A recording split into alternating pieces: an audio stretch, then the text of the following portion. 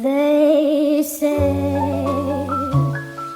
your early life romance came. What's up, people? So, you're getting the Fiat 124 torn apart. For those of you that do not know, we are putting, I'm going to step in front of the camera. For those of you who don't know, we are going to be putting a 2.9 QV, that is an Alfa Romeo QV twin turbo Ferrari inspired, Ferrari derived twin turbo V6. Okay, so to clarify the relation between the engines, they are from the same family of engines. If you go and you look up the engine type, the 2.9, you'll find that there's the 2.9 V6, the 3.8, and the 3.9 V8 from the Ferrari 488, the Ferrari California T, and a couple other models. They have the same bore, same stroke, and they were designed by the same guy, but the V6 version of it is only used in Alfa Romeos, while the V8 versions are used in Ferraris and Maseratis. So yeah, we're going to measure this up and see what's going to happen. Hopefully, you guys heard that too. We got two cameras bouncing around here inside the shop today. Me and Eddie are compiling our efforts to go through and make sure we get you guys as much information spread out across the channels as we can. So I am ready for the tape measure and flashlight. We got some front and rear dimensions.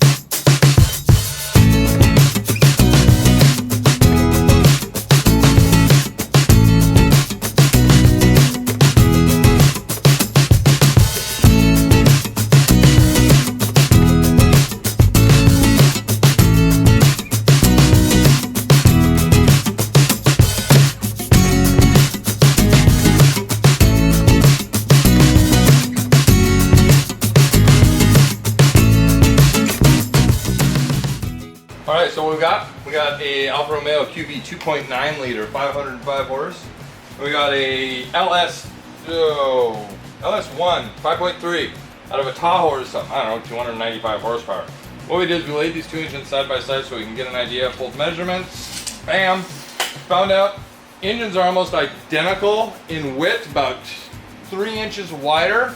We are 3 inches shorter in length, which is fantastic. We got that extra room to move the engine forward and backwards.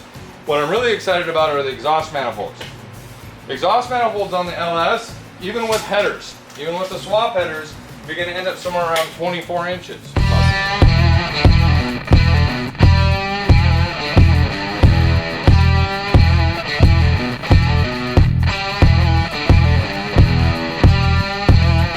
Alright, so we figured out where the exhaust manifolds lay. We got about 25, let me measure this again, about 26 inches versus 21 inches. These manifolds are nice and tight on the side of the engine. It's going to give us a ton of room to sweep that in and get all that tied into a single exhaust like they do on the 1.4 that's inside of it. Really excited to see the dimensions are very similar to an LS engine. It's great to have an LS engine in the shop, because that gives us opportunity to, we know that they can fit this in. This gets fit. We talked about weight earlier. This engine, if I had to guess, I think it's somewhere around 570 pounds assembled. I do not know how much this engine is. We're probably going to weigh it, but this engine took one person to get loaded up on the dyno. One person to get loaded up on the engine stand. 1.5. Well, so here's how we did it. We put this on the back. We laid it down on its end, put the dolly into the receiver, and literally I stood on the back, pulled up on the engine while somebody picked up on the front. Single person was able to pick up the front end of this engine. That's light. If I had to guess, I'd say somewhere in there of about 400, 450 pounds. We're probably 100 pounds lighter than the LS. You said people were concerned about weight? Yeah. Ruining the dynamic of the car? You know what? If I had to guess, This is probably going to be similar in weight to the 124. I would say probably another 70 to 100 pounds, considering we have water to air. We're going to have some additional systems up front on it. We also get to put the heavier diff in the back end. Diff's going to probably be 80 more pounds in the ass end of the car, so there is going to be some additional weight pushing down on the car. But when you're dealing with 505 horsepower, really not a bad thing. The other cool thing that I do want to mention that I'm so excited about is that we get to hear what the first straight piped or moderately muffled 2.9 QV is going to sound like. I do not know of anyone who's running a catless QV, and I know that Eddie, who's letting us do the build, is so graciously told me we're not going to do catless on this, but 700 horsepower is going to take no cats. You're just going to have to live with that, cameraman. So, really excited. Let's yank this thing back over and we'll take a look at what we got inside the car. We got dimensions on the top. I want to pull some dimensions underneath and see what we can get figured out.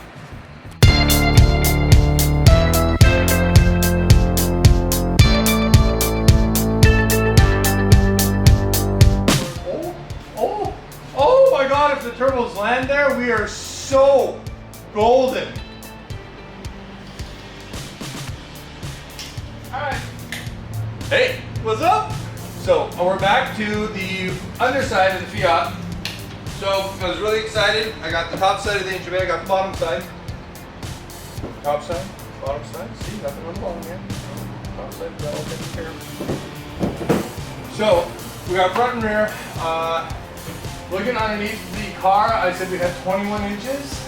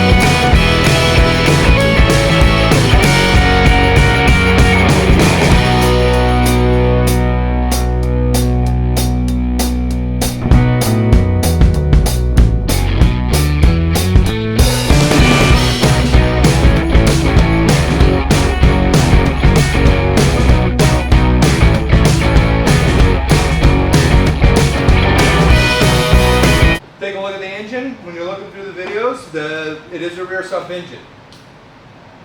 The rear sump being on the back side of that engine is going to match that of the 1.4, which is fantastic. We're super excited about that. So stay tuned, because this is going to be one of the most epic builds I think we've ever had here in the shop. Sure, we've had 700-800 horsepower builds, but we've never had a 2,600 pound car? 2,400 pound car. 2,400 pound car making excess of, well, the factory engines makes 505. Overseas, they've tuned these to the tune of about 700. I haven't seen 700 yet. I've seen almost 600. Well, 700 PS. No, I'm talking PS. Yeah, I'm talking like 600 PS. Yeah, I've seen 700? Yeah, one of the really? Pugia. Oh no, I've watched the videos. They don't have a 700? Okay, so we got a 600 horsepower car overseas. And we know that once we get rid of the cats, put higher flowing converters on it, custom intakes, maybe some upgraded throttle bodies. We're going to do lots of ceramic coating on the exhaust manifolds. We're upgrading the turbos too. There's no way those are going in without being touched. All right, we so do something with them. We've been given the go-ahead on upgrading the turbos.